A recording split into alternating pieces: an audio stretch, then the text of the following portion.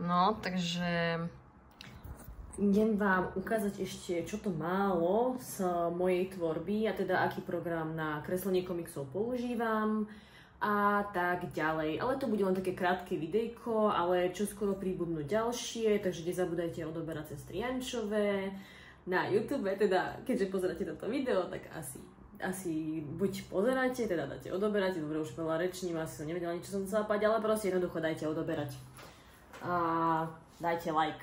Tieto videá si určite zaslúžia like, či nie? Dobre, a už som začne byť trapná, nevadí. Dobre, ideme sa pozrieť, idem si približovať tak na tvár, ideme sa pozrieť, ako vytvoríme nejakú komiksovú stránku, teda ako začneme, hej. Tak v prvom rade, už nejdem približovať na seba,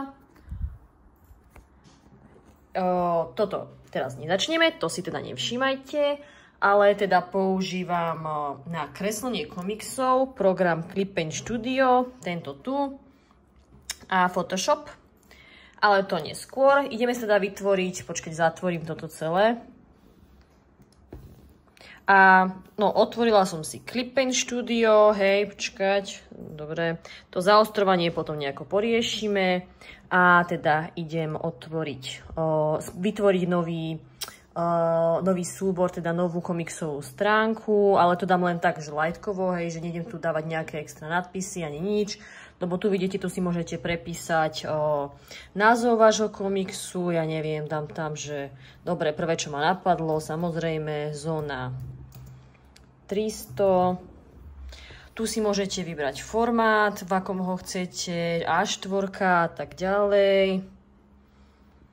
Tu si môžete, toto, čo som aj spomínala, že je mega super, teda podľa mňa, je to, že si môžete vytvoriť teda nejakú komiksovú šablónu, podľa ktorej, akože, ukážem vám to teraz tu, počkať radšej, a namiesto toho rečnenia, že si môžete vybrať nejaký z týchto panelov, komiksových panelov, teda rozložení panelov. O bože, vykokci sa, Zuzička moja. Približ sa. Čakaj. Neviem, či to dobre vidíte, ale teda naozaj môžete si tu rôzne panely povyberať, teda rozloženia. Lebo toto je program, ktorý je určený aj teda na nejakú tvorbu, samozrejme, komiksov, mangy, webtoon a tak ďalej. Dobre, ale ja si dám, dajme tomu...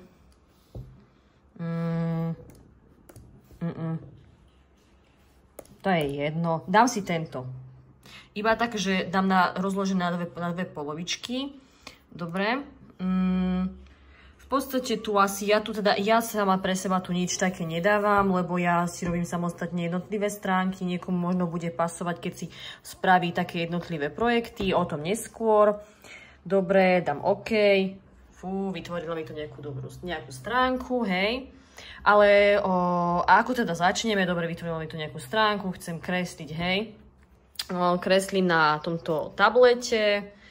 Dúfam, že mi to ukázalo nejak dobre. Dúfam, že to nie je nejaké nekvalitné, nevadí. Budem to držať takto, zatiaľ. To je si myslím, že fajn. Veď to bude už len nejaké 2 minútky.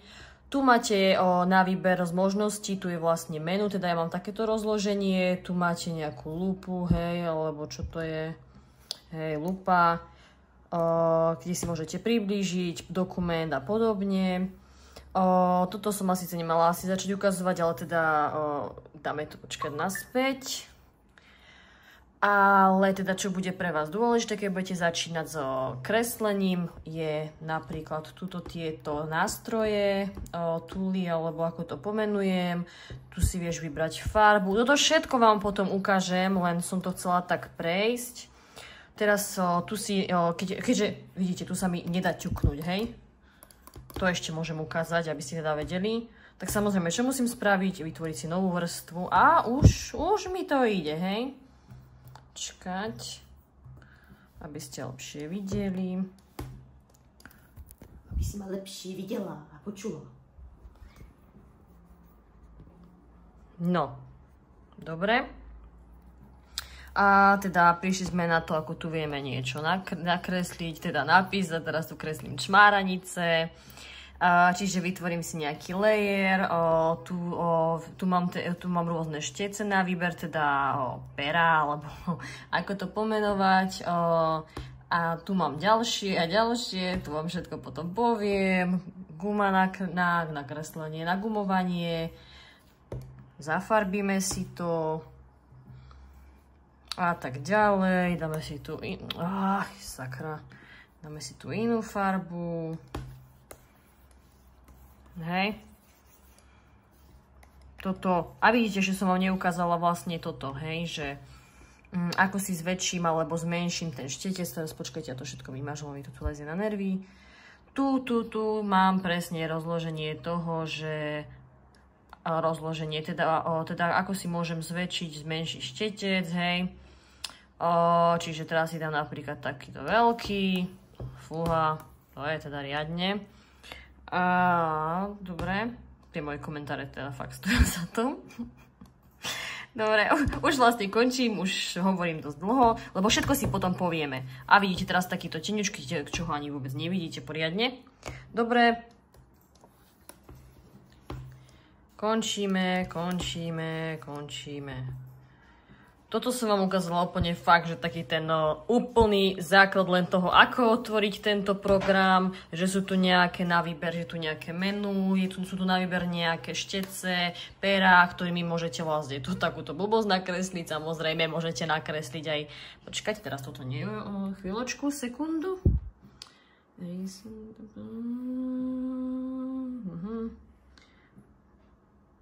Môžem ukázať z tohto. Práve teraz, sorry, vyberám si, čo vám ukážem, hej. Tak to, čo som mala predtým, čo ste vlastne aj videli. Ak som ťukla na to, áno, ťukla. Takže po dlhých hodinách môže nejaká vaša komiksová stránka vyzerať ako moja komiksová stránka. A teda nebude to hneď. Dobre, už mi to pekne zaostrilo. Samozrejme, že takéto scény mi trvajú nejakú tú hodinku, 2, 3, 4, 5, neviem presne. Ale k tomuto všetkému sa dopracujete dúfam, že vďaka nám, vďaka mne.